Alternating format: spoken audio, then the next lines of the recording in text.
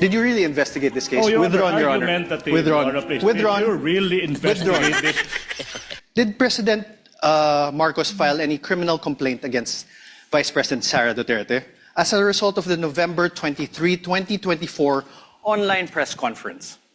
He made a statement. No, sir. My question is, Na sabi ni attorney, tinanong niya tong witness na meron bang nag-file ba si BBM ng complaint. Bigyan ko lang kayo ang konteksto. Para matawag mo na threat yan, kailangan pa-file ka ng complaint. Magpa-file ka ng kaso na sinasabihan ka o tinatakot ka, pinagbabantaan ka. Hindi naman nag-file. Saka ito malinaw na malinaw mga pare. At sabi ni BP Sara, pag ako namatay, patayin mo si BBM, patayin mo si Lisa, patayin mo si Romualdez. Pag ako pinatay, bakit ba sila matatakot? Papatayin ba nila si BP Sara? Kung papatayin nila, matatakot talaga sila. Kung witness ka at ikaw yung NBI na nag-imbestiga dito, bakit parang wala kang alam? Hawak daw nila ang beat. Putya, nabitawan. Ano nangyari?